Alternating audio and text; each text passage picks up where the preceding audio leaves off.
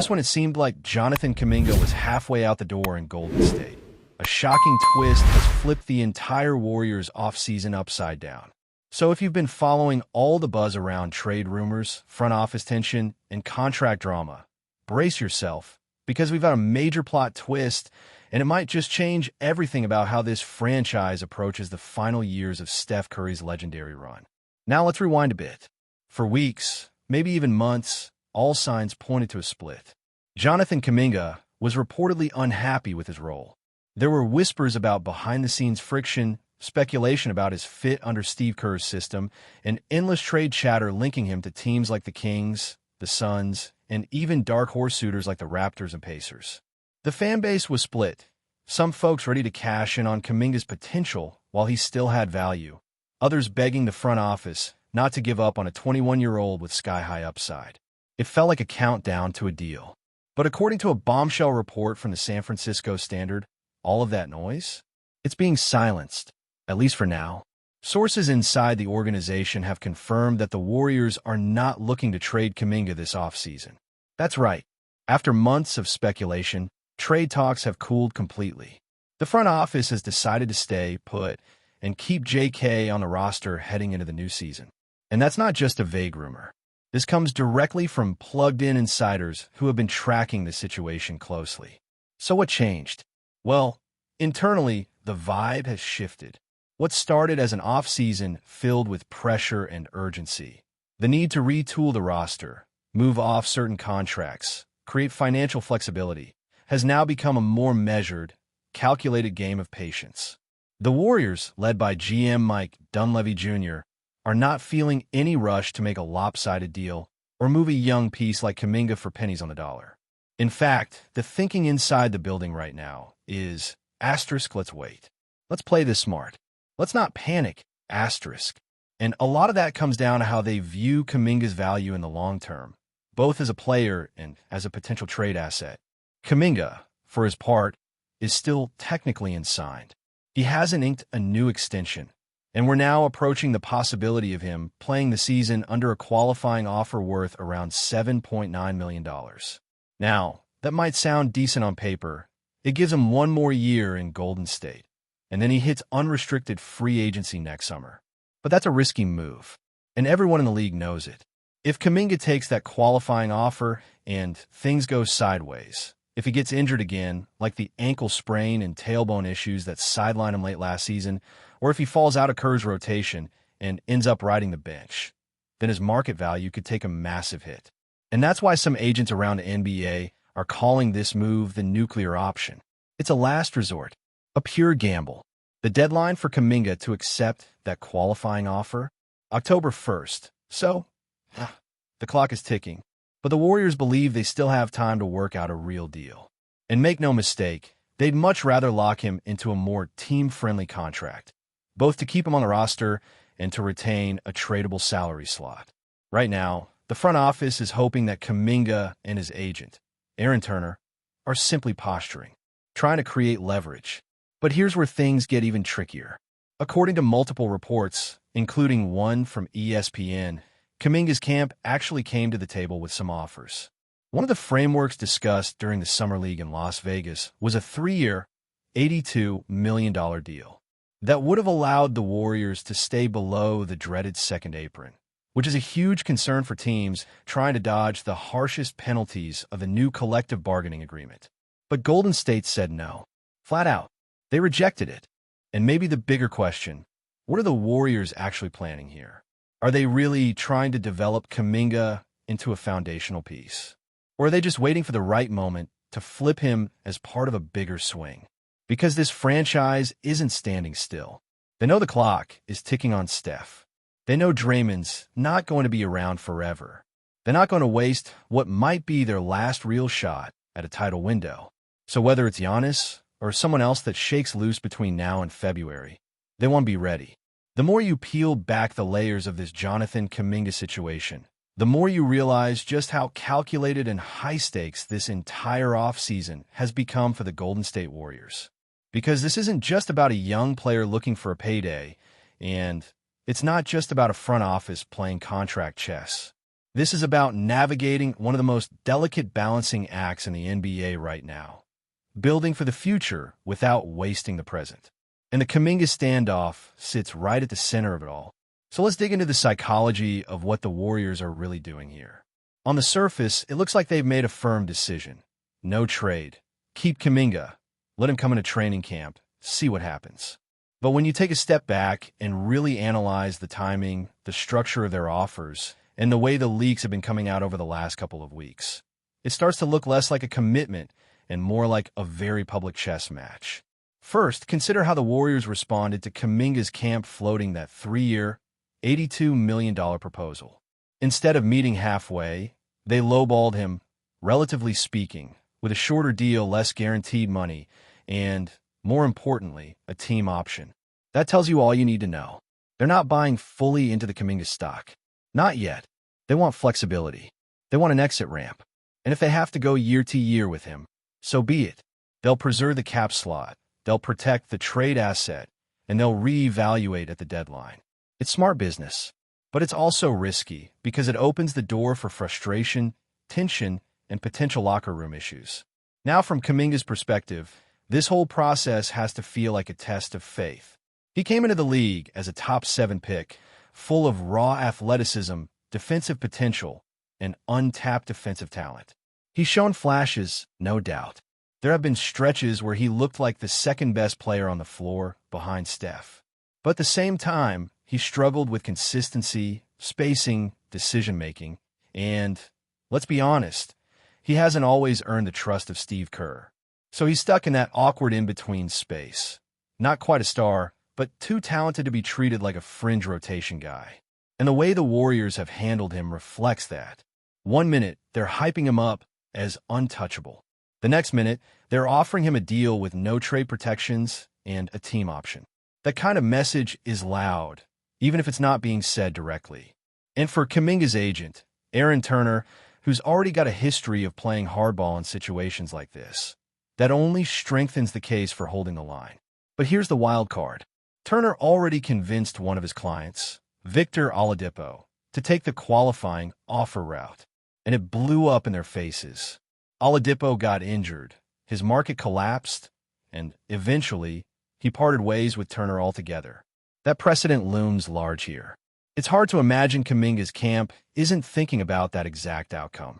So while they may posture, and while they may threaten to go the qualifying offer route, they're probably hoping for a better resolution just as much as the Warriors are. And yet, as October approaches, the reality is setting in.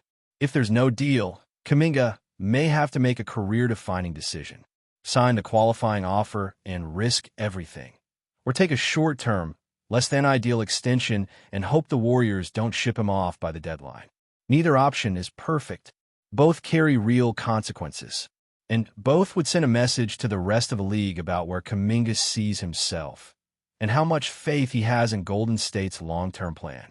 Now back to the Kings for a second, because that's where things get really interesting. The reports coming out of Sacramento suggest they're still very much in pursuit. They want Kuminga badly, and the idea of pairing him with De'Aaron Fox and Domantas Sabonis is something they've been dreaming about for months.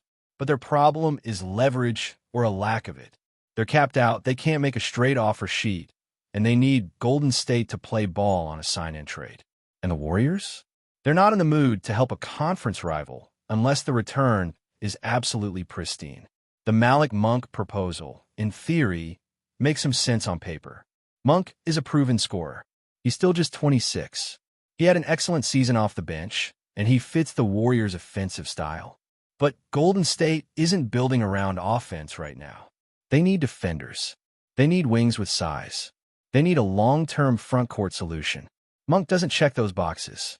And the idea of sending Kuminga to a division rival for a slightly undersized sixth man and a protected pick? That's not happening, at least not under this front office.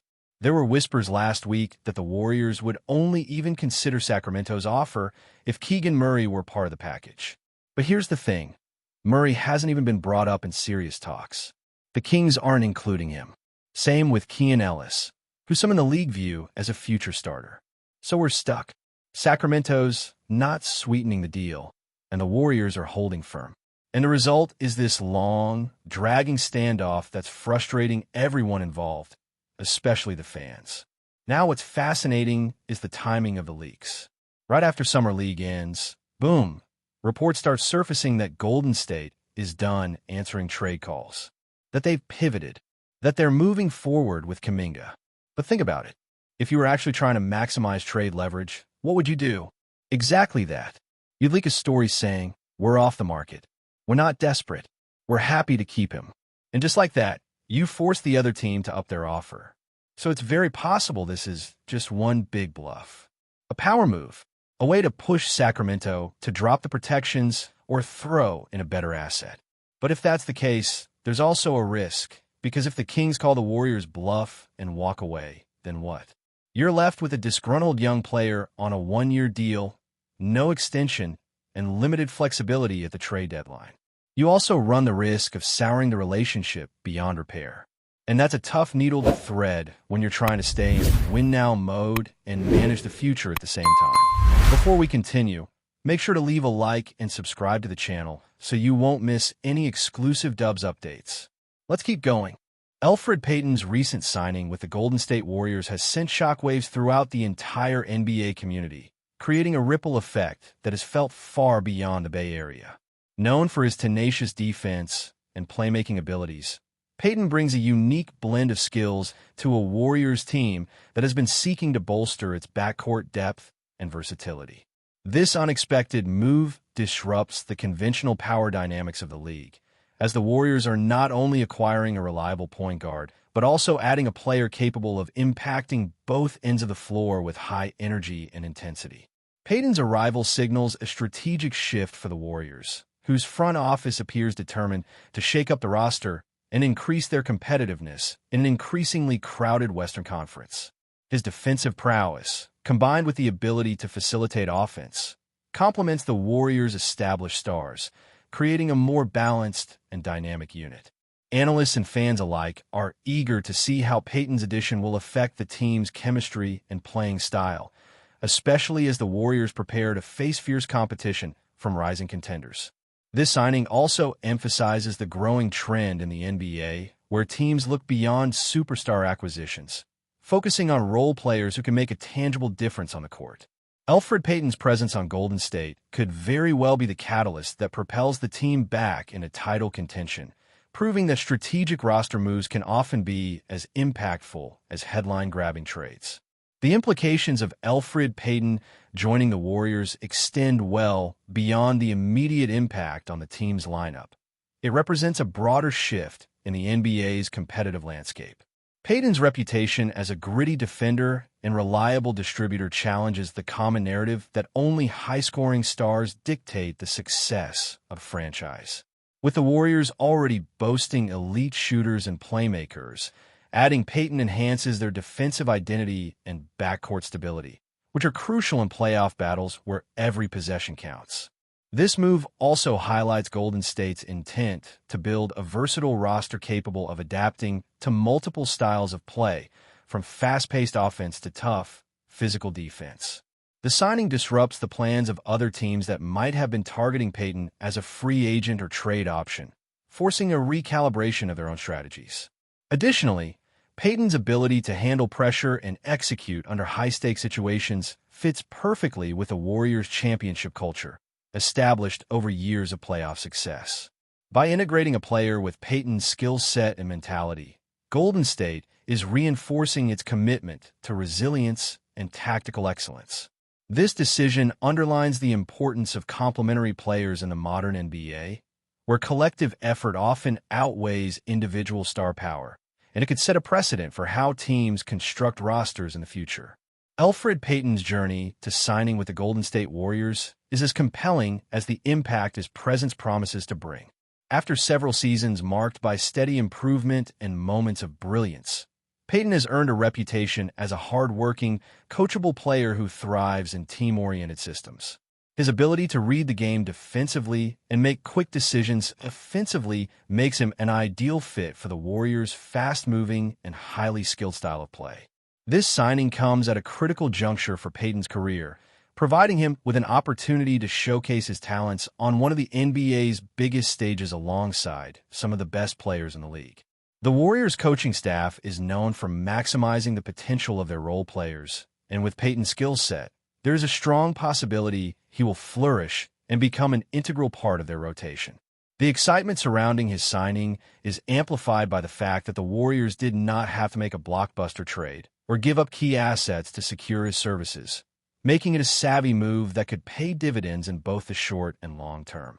This acquisition highlights the Warriors' front office acumen in identifying undervalued talent that fits their system, which has been a hallmark of their sustained success over the years.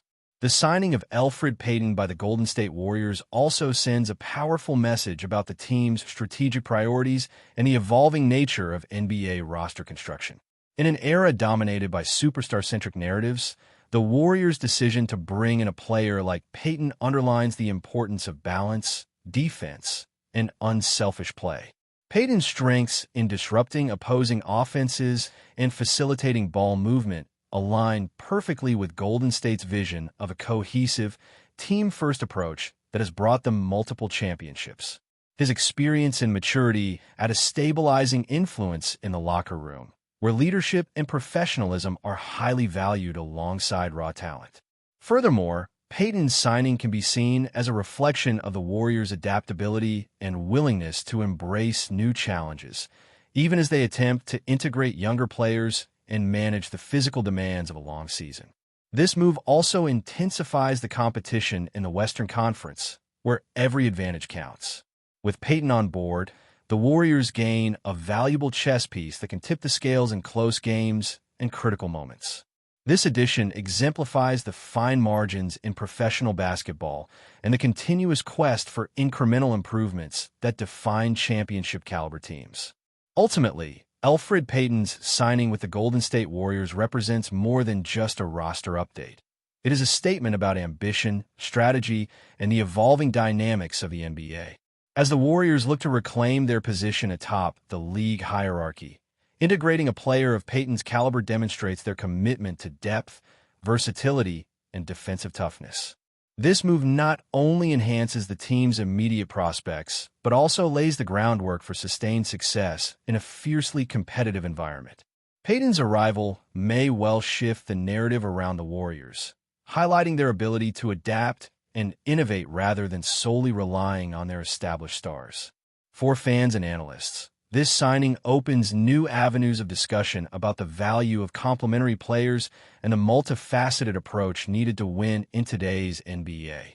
The reverberations of this signing will likely influence how teams across the league approach free agency and roster construction moving forward, as the Warriors set an example of strategic foresight and balanced team building. In the high-stakes world of professional basketball, the addition of ELFRID Payton might be the game-changer that redefines the Warriors' trajectory and reshapes the competitive landscape for years to come. Stay updated exclusively with the latest Dub Nation news. Subscribe to our channel and hit the like button to keep getting daily updates on the Warriors. Don't forget to share your thoughts in the comments. Your input is essential for the Dubs community. Stay tuned for the next video.